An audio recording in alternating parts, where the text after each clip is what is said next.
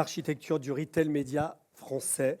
Et j'ai le plaisir d'accueillir Romain Schneider de WPP Média, Jérôme Petavino de eMedia Center et Stéphane Fiocchi, pardon. C'était une chance sur deux. Mais on ne s'était pas appelé par nos noms de famille, donc voilà. De chez Values. Alors je le disais, un marché du retail média qui est très fragmenté en France. La raison, elle est toute simple, c'est qu'en France, on a inventé le retail. Carrefour, qui était le premier hypermarché, a été créé en France. Et aujourd'hui, il y a une diversité, une offre qui est beaucoup plus fragmentée que par exemple aux États-Unis, où il y a le grand Walmart et quelques autres retailers. Et ça s'est retrouvé effectivement dans cette composition du marché du retail média. D'abord, je vais m'adresser effectivement à l'agence, à Romain. Aujourd'hui, comment tu vois l'évolution de ce secteur du retail média? Diversité ou trop grosse fragmentation? Bonjour à tous. Alors moi, je trouve qu'il y a comme un sentiment de déjà-vu. En tout cas, j'estime que l'année, on va dire, zéro du retail média en France, c'est 2019. C'est vraiment l'année qui a vu les principaux retailers en France s'équiper de solutions retail média. C'est aussi l'année où Criteo avait racheté la pépite Store Retail. C'est aussi l'année où les principales agences médias se sont équipées de solutions d'équipe autour du retail média.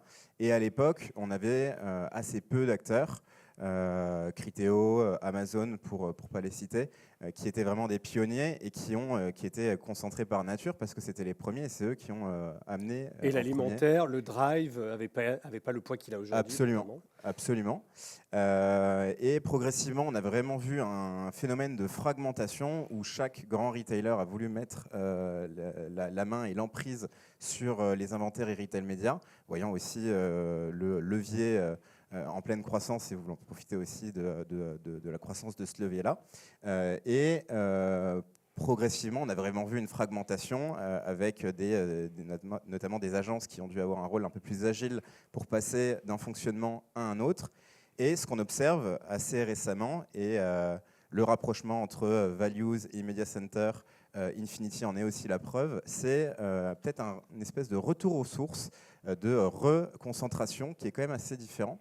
Parce que là, on n'est plus sur un marché qui est drivé par des pionniers, on est sur un marché qui est drivé par des entités qui se veulent un petit peu plus globales, qui veulent avoir aussi une force de frappe un petit peu plus puissante, et aussi, pourquoi pas, concurrencer d'autres acteurs comme Amazon, par exemple.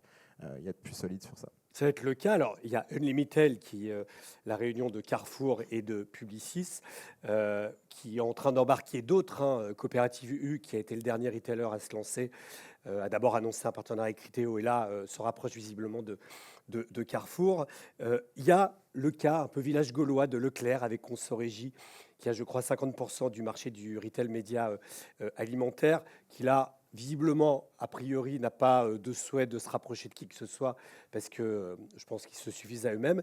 Et puis, tu le disais, Values, qui a fait cette annonce, qui veut devenir... Alors, je ne sais pas quelle sera la taille demain de Values, si ce sera plus gros qu'Unlimited, en tout cas plus petit qu'Amazon, mais l'idée c'est d'aller aussi concurrencer Amazon. Et donc l'annonce de Values, qui est donc la régie retail média de la famille Mulliez, c'est en plusieurs phases. D'abord le rapprochement avec les Mousquetaires, qui avait sa régie en commun avec le groupe Casino, dont on sait qu'aujourd'hui, avec la vente des hypermarchés, cette offre elle s'est réduite. Donc la volonté pour les Mousquetaires de se rapprocher de l'offre de Values. Et puis l'arrivée effectivement de l'acteur DOH qui était dans la famille Mulliez depuis longtemps. Et puis, et on le verra un peu plus tard, l'arrivée des nouvelles enseignes aussi, puisque dans la famille Mulliez, il y avait effectivement d'abord Auchan, l'alimentaire, et puis quelques enseignes. Stéphane, d'abord, ce mouvement de consolidation, qu'est-ce que ça change concrètement? Et puis peut-être rappeler pourquoi vous l'avez fait, même si on a quelques explications. Alors, ce que ça change pour Values, pas grand-chose, puisqu'effectivement, par essence, le projet Values, il a été imaginé dans ce contexte. Effectivement, on a fait un pivot d'une alliance data de retailer vers une alliance retail media data-driven. Donc ça, c'est le postulat de départ, c'est se dire, on a fragmenté effectivement la partie e-commerce, on l'a vu, la fragmentation était essentiellement tech. Aujourd'hui, le projet Values, c'est vraiment de la consolidation autour d'un écosystème omni-marché, omni-canal. Et c'est effectivement la réponse qu'on souhaite amener aujourd'hui. Et cette année a été assez riche, puisqu'effectivement, ça a été pour nous une année de transformation, une année d'accélération. On a consolidé nos actifs, notamment la partie, je pense à la partie ADO Retail Media. On en a peut-être un peu moins parlé, mais effectivement, aujourd'hui, ça nous a permis d'intégrer à la proposition de valeur l'offre numéro 1 côté Brico, une expertise marketplace, mais aussi un maillage international. On y reviendra par rapport à la taille et à l'ambition versus Unlimited. Ça fait partie des sujets. En parallèle de ça, il y a eu cette accélération aussi autour des déploiements enseignes. Cette année, on a lancé Chronodrive, Krefeld en Belgique, on a lancé Decathlon. Et puis, pour finir, effectivement, je parlais de maillage international. Values a accéléré aussi cette partie-là avec un déploiement massif en Europe. Aujourd'hui, on a ouvert 5 pays avec effectivement la Belgique, la Pologne, l'Italie, l'Espagne et le Portugal. Et on souhaite bien effectivement continuer dans cette trajectoire. On parlera de boulanger aussi, puisque vous annoncez des nouvelles verticales. Je reviens sur les mousquetaires. Qu'est-ce qui va se passer à partir du 1er janvier? Qu'est-ce que ça change? Vous absorbez Infinity Advertising, c'est ça? Alors effectivement, il y a un rapprochement qui est prévu dès le mois de janvier, et précisément le 26 janvier, ils nous rejoignent dans nos locaux. On a déjà entamé effectivement des travaux, puisque il y a le rapprochement physique, mais il y a surtout le rapprochement des offres, et on a lancé une première brique, notamment sur la partie e-commerce. Ce que ça va changer aujourd'hui, Intermarché finalement vient s'additionner à notre offre historique, Auchan et Chronodrive, et c'est surtout une prise de position en France en tant que leader côté alimentaire, avec environ 26% de PDM sur la partie PGC. En parallèle, donc sur le site d'e-commerce de Auchan, Chronodrive et Intermarché pour le Drive, aujourd'hui c'est on air déjà l'offre ou pas encore? Alors l'offre effectivement elle est on air depuis le 1er octobre et elle a été positionnée auprès du marché et défendue par nos équipes en binôme, puisqu'effectivement aujourd'hui on adresse ça ensemble. C'est un peu la dualité d'être sur une fin d'année où on est concurrent et une année suivante où effectivement on sera ensemble sur des logiques one team. Elle est bien, cette nouvelle offre, Romain, là, de les mousquetaires, Auchan, Chronodrive, sur l'alimentaire? Elle est en construction progressive. Oui. Si. Comment elle se positionne par rapport justement aux autres offres aujourd'hui? Quelle est leur spécificité? Comment vous les activez? Alors, pour l'instant, c'est la jeunesse du projet, donc tout est en train de se construire, tout n'est pas encore dit, tout n'est pas encore fait. Mais l'idée, alors je ne veux pas parler non plus en votre nom, mais l'idée c'est aussi d'avoir un acteur plus important, plus plateformisé, plus de volume, plus de possibilités. Et c'est aussi un gain pour les agences, parce que qui dit moins d'acteurs sur le marché dit moins de flexibilité, plus d'uniformisation.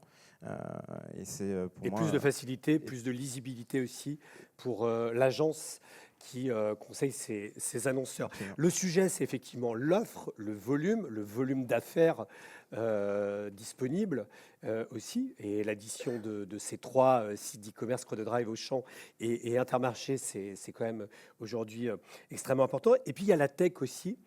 Aujourd'hui, les deux ont 2 techs différentes. Infinity était chez Relevance et Values chez Camino Retail, qui s'appelle maintenant Equative Retail. J'imagine que l'objectif, c'est d'avoir une tech commune. Alors c'est une excellente question. Les sujets tech sont effectivement, on parlait des sujets RH, mais les sujets tech sont au cœur finalement de notre projet. Mais il faut le voir de manière beaucoup plus globale, puisqu'effectivement on parle d'Infinity avec un ad serveur différent. Aujourd'hui, on a déjà des ad serveurs différents au sein de l'Alliance, puisque effectivement Leroy Merlin est sous Visible, qui est encore un autre ad serveur. Et donc, pour répondre à ça, il y a effectivement un sujet de rationalisation, et on va accélérer finalement les développements côté technique autour d'une logique de plateformisation. Et une première brique a été posée cette année avec notre plateforme de mesure Values Connect. Et c'est sur cette brique-là, finalement, qu'on va construire une proposition de valeur avec des applicatifs qui nous permettront finalement de gérer, quelle que soit la technologie, une expérience client unifiée. Et c'est comme ça, effectivement, qu'on va approcher la suite de notre histoire, puisque les changements tech, on les a vus, et le marché y est confronté en permanence. Ça va continuer dans les années qui viennent, puisque on a une obligation aussi de se mettre dans les clous du marché. On parle d'IA agentique.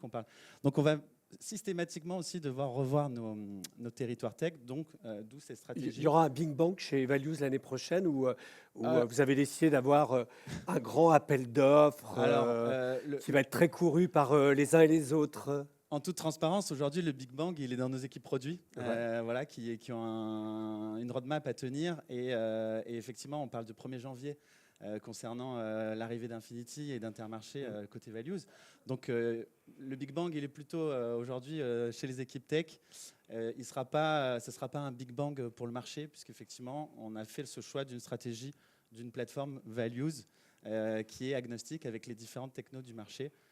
Donc c'est l'ambition qu'on se fixe pour 26, déployer davantage de services dans cette plateforme. Romain, ça va dans le bon sens, ça, de pas forcément dire on va avoir un seul produit, garder cette diversité et ce choix.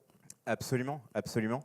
Et ça me fait penser aussi, pour rebondir sur ce point-là, qu'aujourd'hui, le e-retail média, il se pense de manière plus holistique. C'est plus qu'un levier de performance. Et je pense que je n'apprends rien dans la salle si je dis que le shopper est un shopper omnicanal qui se renseigne sur Google, qui s'inspire sur Meta, qui va comparer sur Amazon et qui va acheter sur Auchan Drive ou dans les magasins Auchan. Et aujourd'hui, ce rapprochement, il permet aussi d'avoir une vision un petit peu plus intégrée, que ce soit au niveau de la planification, de la mesure et de l'activation. Ce qui est nouveau aussi, c'est cette vraie omnicanalité. On l'a vu tout à l'heure avec le cas précédent. L'intérêt, c'est de pouvoir proposer tout le parcours shopper, de sa recherche sur le web. On parlait du social retail aussi. Et puis le DOH aussi. Et donc, vous intégrez également... alors, c'est au même moment, on va dire, vous courez plusieurs lèvres à la fois chez Values.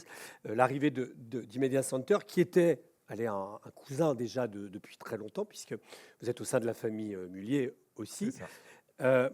L'intérêt de faire les choses tout en même temps, c'est l'urgence du marché, j'imagine, de répondre à des plans omnicanal réels qui va suivre l'ensemble du parcours shopper. Jérôme, Alors, effectivement, je pense que ça marche, oui. ouais, ça marche. Effectivement, on était avec Values deux régies retail média au sein du même groupe, groupe Mullier, ça a été évoqué, avec des expertises qui étaient ultra complémentaires. Côté Values, la partie digitale, data, mesure et un accès facilité. Je ne suis pas certain que le micro fonctionne. Voilà. Ouais, c'est bon. Ouais, vas-y. Et un accès du coup facilité vers les retailers. Et chez Immedia Center, cette expertise du Retail Media In-Store avec le DOH. Donc en fait, les synergies, elles ont commencé bien en amont, puisqu'on a commencé à travailler commercialement sur de l'harmonisation de la mesure et sur le développement de verticales non alimentaires, notamment sur des solutions Retail Media In-Store.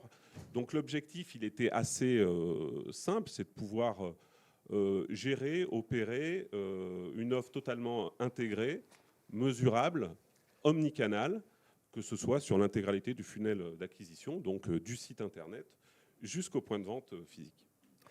Justement, vous lancez une nouvelle verticale, je crois, avec Boulanger. On a un petit... et tu vas nous en parler. Ah bah non. Alors, on va revenir en arrière. Effectivement, l'omnicanalité 100%, non, là, elle existe aujourd'hui sur Auchan, ouais. puisqu'on couvre l'intégralité des canaux de distribution. Et on développe aujourd'hui des solutions Retail Media In-Store sur des univers non AL, avec Boulanger et Leroy Merlin. Donc on a deux magasins test qui se situent dans les Hauts-de-France, Boulanger Anglo, avec la volonté d'avoir réellement couvert le parcours shopper avec des écrans qui vont être implantés sur, on va dire, les allées centrales pour capter les flux globaux du magasin, et la possibilité d'aller travailler à l'univers, au rayon, avec de la segmentation possible pour, en tout cas, faciliter les extensions, les passerelles de solutions on-site vers le magasin ou du magasin vers le on-site. Donc là, on parle réellement d'une offre totalement omnicanal. Ça, c'est vraiment pour les concurrents, c'est Amazon. Ça, là, c'est une offre qui répond à Amazon sur le non-alimentaire, peut-être Romain. Oui, aujourd'hui, Amazon, c'est... Est-ce qu'on m'entend bien? J'ai pas l'impression que... Oui, si, c'est bon. Ok, super. Aujourd'hui, Amazon, c'est l'acteur le plus avancé en retail média. Et aujourd'hui, on a des initiatives comme celle-ci qui fonctionnent dans un tout plus global Et c'est aussi le rôle des annonceurs et des agences d'être plus synchronisés dans leurs activités, que ce soit au niveau de la planification, que ce soit au niveau de l'activation et que ce soit au niveau de la mesure. Et aujourd'hui, on a de plus en plus d'acteurs qui proposent des possibilités qui vont un peu plus loin sur ces sujets-là. On peut imaginer des nouvelles verticales, notamment sur l'alimentaire, par exemple. Alors, sur le non-alimentaire, c'est, j'imagine, assez logique, hein. On peut imaginer demain la voiture avec Noroto, par exemple. Là-dessus, si vous avez les inventaires. On peut tout à fait les imaginer. Voilà, le sport aussi, et sur l'alimentaire aussi, qui est quand même le gros de l'activité quand même. Alors, sur l'alimentaire, elle existe. Hein. C'est, en Ouais. tout cas, je l'ai dit tout à l'heure, c'est Mais ça Auchan. s'appelle alimentaire ou on peut encore segmenter l'offre? On appelle ça alimentaire, même si on ne vend pas que de l'alimentaire chez Auchan. Oui, Mais en tout cas, c'est comme ça qu'on l'a défini chez Values. Sur les verticales plus non alimentaires, c'est essentiel d'aller travailler aujourd'hui ce point de vente physique, qui, je le rappelle, en tout cas, au sein du groupe, pèse encore 88% du business global d'un retailer. Donc c'est important d'activer cette brique-là dans tous les plans de communication lorsqu'on est une marque référencée. C'est d'autant plus vrai lorsqu'on travaille pour le groupe Mullier, parce que je pense qu'on peut se targuer d'avoir la densité de points de vente physiques la plus importante en France. Hein, c'est plus de 3500 points de vente. Alors je ne dis pas qu'on va aller tous les équiper, mais en tout cas, voilà, ça laisse un potentiel énorme en termes de reach. Et c'est aussi répondre, et ça a été dit par Romain, à des parcours d'achat qui sont omnicanaux. Donc il est important de pouvoir adresser les consommateurs, quel que soit leur parcours d'achat et quel que soit leur mode d'achat en tout cas. le DOH, est-ce que Immedia Center demain, alors d'ailleurs ça va s'appeler, tout va s'appeler Values, comment ça va se passer? Immedia Center, la marque va s'arrêter Alors, pour l'instant, la marque persiste parce que Values n'a fait que racheter les parts qui étaient détenues par Auchan et Citrus, qui étaient d'autres entités du groupe. Donc la marque en tant que telle existe toujours. Allez, pouvez-vous dire demain si elle va disparaître? Je ne sais pas encore et je ne suis pas encore en mesure de vous le dire. mais est-ce que, par exemple, Immedia Center demain, est-ce que d'abord il y a des inventaires DOH dans les magasins Intermarché, par exemple? Et est-ce que demain vous allez unifier l'offre aussi pour avoir une vraie omnicanalité sur l'ensemble de l'offre alimentaire de Values? C'est une volonté de consolidation, bien évidemment, même si je n'apprends à personne que l'offre Intermarché est un peu DOH, Ouais, est un DOH. peu éclatée dans plusieurs régies. Ouais. Bien évidemment qu'il y a un besoin, en tout cas pour simplification dans les modes d'achat, notamment pour nos interlocuteurs, de consolider tout ça. Et je pense que c'est des chantiers que Values est en train d'engager avec les parties prenantes. Ouais, on a vu d'ailleurs que Unlimited reprend notamment une partie de son DOH dans certains des magasins Carrefour. Donc c'est la logique demain aussi d'avoir cette grande régie dans laquelle on a une vraie offre omnicanale très claire et unifiée. Je ne sais pas qui veut répondre. Alors, est-ce que tu peux répéter la question? C'est la volonté d'avoir cette grande régie retail média très unifiée finalement. Bien évidemment, oui. Alors après, l'ambition, c'est le one-stop shop. One-stop shop, one team, un point d'entrée, ça a été évoqué tout à l'heure, c'est très très complexe, beaucoup d'acteurs, beaucoup de régies, beaucoup de tech. Enfin, il y a un vrai besoin de simplifier le retail média, beaucoup de termes complexes. Et je me mets souvent à la place de nos clients et je peux comprendre que lorsqu'on souhaite activer une enseigne, on doit aujourd'hui faire appel à 3, 4, 5 régies avec des mesures différentes. Donc je pense que ce qui est en train d'engager Values répond en tout cas pleinement à cette simplification très attendue par le marché. Romain, est-ce que tu es d'accord avec ce qu'il dit ou est-ce que tu penses qu'il y a encore du travail? Plutôt, même s'il y a encore beaucoup de travail. En tout cas, au niveau du sujet de la mesure, c'est vrai qu'on voit plusieurs changements. Notamment, je pense que la plupart des régies ont écouté les annonceurs et les agences et voient vraiment l'intérêt d'ouvrir un petit peu plus la boîte de Pandore de la data, de donner plus de billes d'analyse. Et je pense que c'est aussi piloté par l'Alliance Digitale, qui est un consortium de réflexion, notamment autour du retail média, qui embarque les principales régies, des annonceurs, des agences.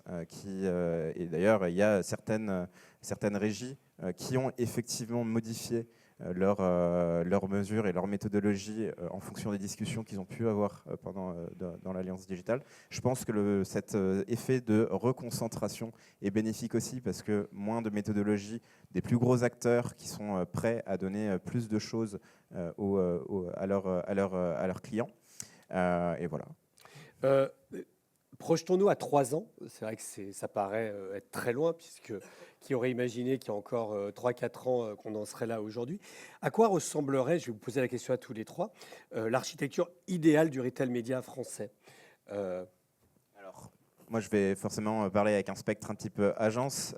Dans un monde idéal, ce serait des régies 100% plateformisées, dans lesquelles on pourrait activer directement et de manière agile tous nos partenaires, qu'il y ait aussi des points de réconciliation optimaux, où qu'on puisse comparer ce qui est comparable, et le maximum de transparence, le moins de wall garden, voilà, dans les grandes lignes. Stéphane?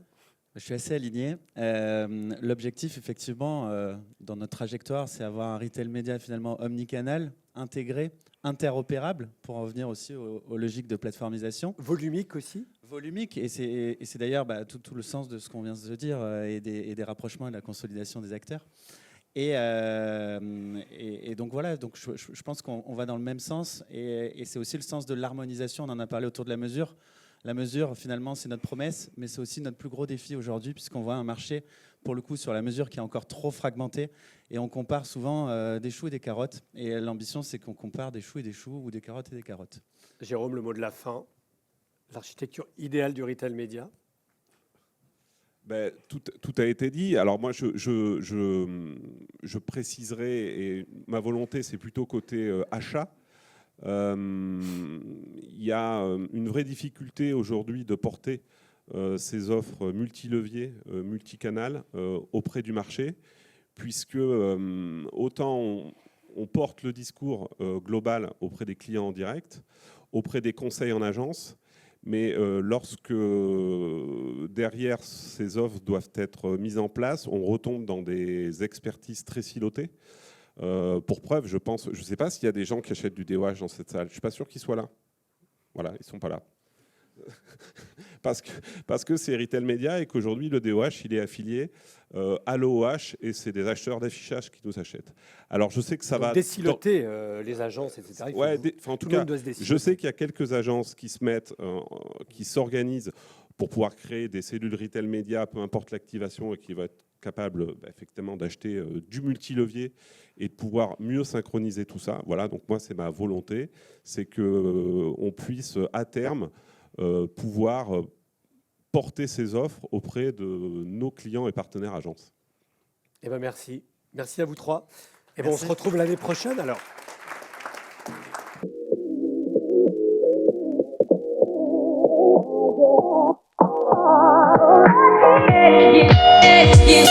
Yeah.